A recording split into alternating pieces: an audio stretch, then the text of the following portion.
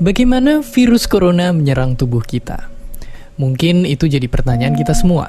Kita udah tahu gimana virus corona udah menginfeksi 1 juta orang di seluruh dunia sampai saat ini. Tapi yang mungkin belum banyak kita tahu, sebenarnya gimana sih virus ini nyerang tubuh kita? Mengapa infeksi virus ini bisa mematikan? Semua dimulai dari sini.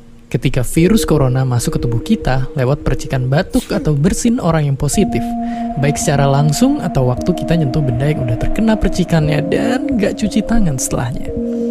Kalau udah gitu, si virus masuk lewat saluran pernapasan dan bergerak terus menuju sasaran utamanya, paru-paru. Disinilah virus yang punya 3 bagian utama ini mulai bekerja. Pertama-tama, paku protein corona ini akan nempel di paru-paru dan organ-organ lain yang selnya kaya akan protein ini, protein ACE2. Kalau tubuh kita ibarat rumah dan virus corona itu perampok, ACE2 itu ibarat gagang pintu rumah kita. Begitu udah nempel, perlahan tapi pasti virus ini akan ngedorong masuk ke dalam sel kita.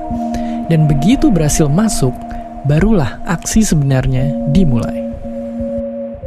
Di fase ini, tubuh virus corona akan membuka dan sang hacker pun terbebas. Dia akan ngehack inti sel sehat untuk nipu sistem imun tubuh kita biar nggak nyerang virusnya. Dan sekaligus ngebuat inti sel jadi memproduksi cikal bakal virus corona baru.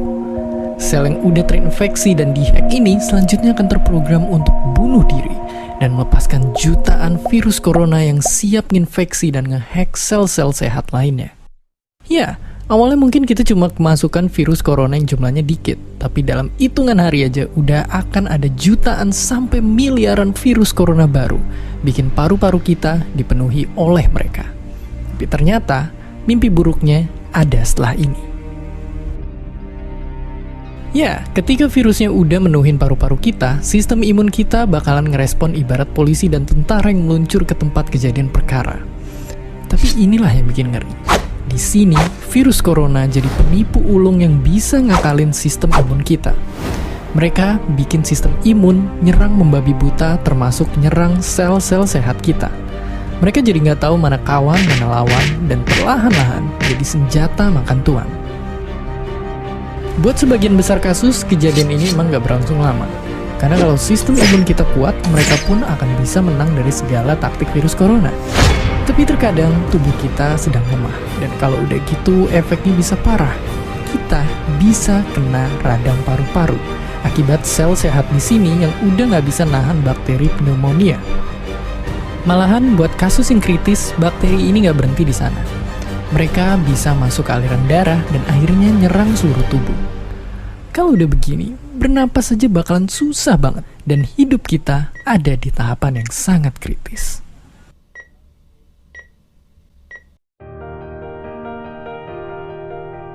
Ya, mungkin dengar fakta-fakta barusan bikin kita takut dan khawatir.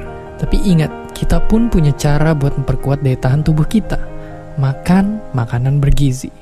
Ya, bukan lagi sekedar 4 sehat 5 sempurna, tapi ikutilah pedoman gizi seimbang yang bisa ningkatin imun tubuh kita. Virus corona bisa parah kalau kita emang sakit. Tapi kalau tubuh kita sehat, kita punya harapan untuk bertahan. Dan seperti biasa, terima kasih.